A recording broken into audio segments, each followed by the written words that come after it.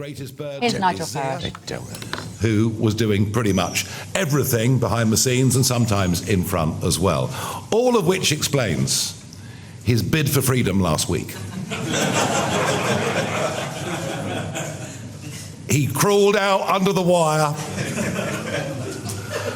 and was running away in the woods as fast as he possibly could, leaving a trail of not so brilliant tweets behind. But after 48 hours we got him and he's back inside, and he will be taking over a job that will still consume him for a good 12 hours a day, maybe not the 18 hours a day he's been doing for me over the course of the last 11 months. I'm a good, kind boss, he'll tell you. I thanked him once over the course of the last year. But he's back, and he's head of UK Doge, among other things, and I want to introduce him onto the stage right now. Zia.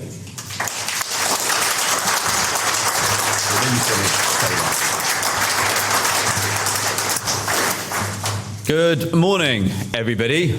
So sorry to put you all through that. I did realise the only way I was going to get a couple of days off was to resign and then come back. Look, I came into politics out of a sense of duty. I was over the moon and ecstatic when Nigel said he was returning to frontline politics to take over as leader of Reform UK. I said I wanted to do everything in my power to make him Prime Minister and to get a Reform government in. My commitment to that is redoubled. One of the things that happened actually as after I'd sent those ill-advised tweets, which I regret, was I was inundated with many messages, heartfelt messages, from people, frankly, in my day-to-day job I just didn't hear from that often because my information diet was just far too focused. And what I realized was just how important the Reform movement was to people. It is not just a political party. The words like heartfelt, people, there was a gentleman who was in palliative care who said that this movement represented what he viewed as really the last chance for this great country to turn itself around. So I realized how critical Reform UK was to so many millions of people, how critical Nigel is, his leadership, our amazing MPs, our volunteers, everybody around the country who has contributed to this. I could not leave that behind. And sometimes in life, and I hope all of you might agree with this, that sometimes when it takes having a little bit of distance from something to realize how important it is to you. I can't thank Nigel enough for having me back. I regret those tweets. I've just to perhaps jump ahead of some questions, just to be really clear, I was exhausted, 11 months, and we're really proud of what we've achieved. We've gone from 14% of support in the country to 30%. We've got 400 branches full of amazing volunteers across the country. The membership has quadrupled in size to 230,000, and we're very proud of what I think will be the most historically important set of local election results in this country's history. So I'm hugely fortunate, and I feel very blessed to be back amongst this amazing team. And look, I'm going to be serving, as Nigel said, to lead the Doge UK efforts. The national budget is £1.2 trillion a year. The amount of waste and in some cases corruption is off the charts, and a reckoning is coming. I want to give you an example. Let's take Kent County Council, where we visited. It feels like a lifetime ago now, but I think it was 2 weeks. Confirmed, by their own admission, £2.8 million of fraud last year, the vast majority of which is actually inside the so-called mandatory statutory budgets, in which there are apparently no savings to be found. They've been paying taxpayer money for taxi companies submitting invoices for journeys that never happened, adult social care companies submitting invoices for care of people who had long since deceased, paying employees who had long since left. As Lee said, the snouts have been in the trough for far too long. Look, there are a lot of great people who do great work in the public sector, but there is no doubt there's a huge amount of waste. We're assembling an all-star team of brilliant people who are working for free. They're going to use cutting-edge tools and technology to do, frankly, an inhuman amount of work to get to the bottom of where there is waste and potentially corruption. So very excited to do that. And actually, I think, in terms of how important it is, given the enormous growth in public spending and the state of this country's finances. I actually think it's going to be one of the most important missions this country will embark on since World War II. So I'm really excited about that. I'm even more excited that Dr. David Bull is going to be the new chairman of the party. Look, this party is no longer a startup. I think it's gone to scale-up phase, to use perhaps a tech analogy. And look, the reality is what we need now in a chairman is someone who is an incredible communicator, someone who's loved universally across the party, loved by the volunteers, someone who's going to, I think, do a better job than me at energizing volunteers on the front line. He's going to have more time to do it. I think you probably agree he's a more affable and charming man than I am. So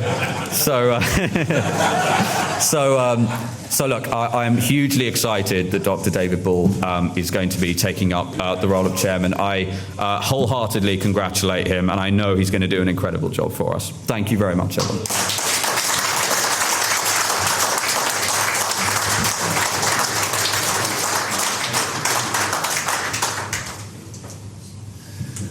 Zia, thank you very much indeed. Zia's done a phenomenal job, but so much of what he's had to do has been in the office in London. We are dividing responsibilities within the party. We've got a new head of operations. We're going to have a new head of treasury very shortly. And our new chairman, Dr. David Bull, known to me, we served together in the European Parliament for a period of time. To those of you who are longer in the tooth, he was on John Craven's news round years ago, and has done an awful lot of television in the intervening time.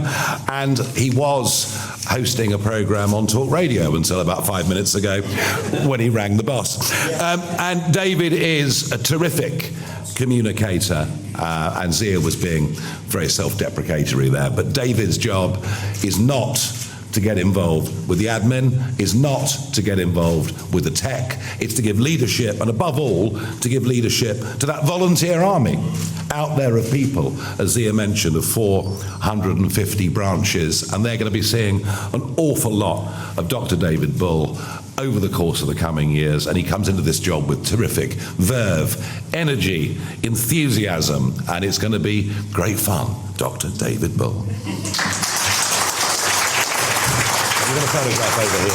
Yes. Well done. If you do the handover, Zia, if you just pose with David for the handover, you don't need to do this one.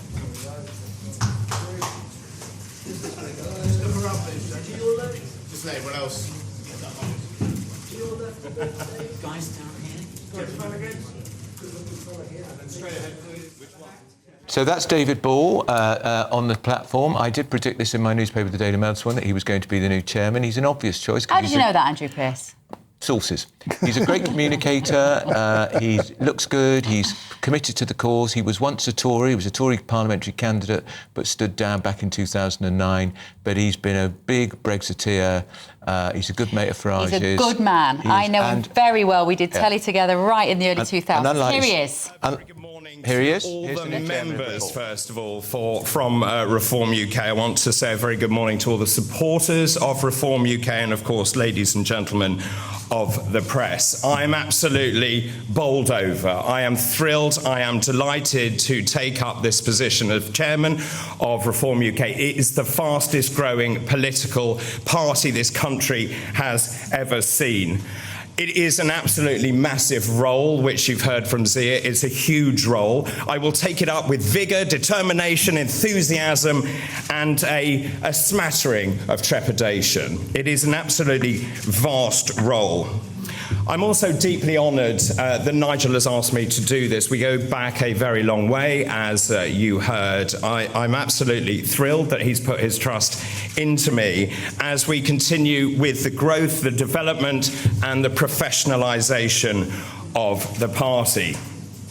Now, I'm really sorry that the story broke last night on Mail Online, and I'm very sorry about that. The thing that I'm most upset about is after 30 years of broadcasting in news and current affairs, from Newsround, Watchdog, Health Check, Tomorrow's World, and also my show on Talk TV, the journalist in question decided to pin my entire career on the world's largest live ghost hunt, which I used to present some 20 years ago. Having said that, I'm going to use my skills in the paranormal to dig around and find skeletons in the closet of the Conservative Party and the Labour Party as well.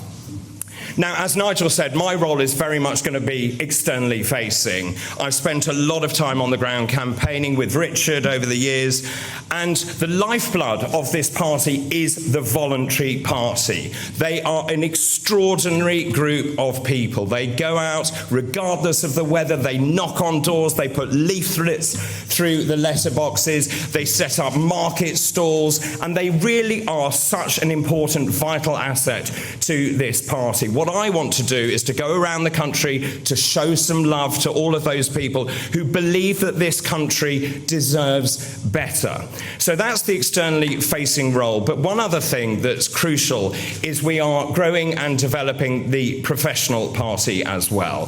So my role is about bringing those two parts of the party together, the voluntary party, the professional party, and I want to act as a conduit between the two.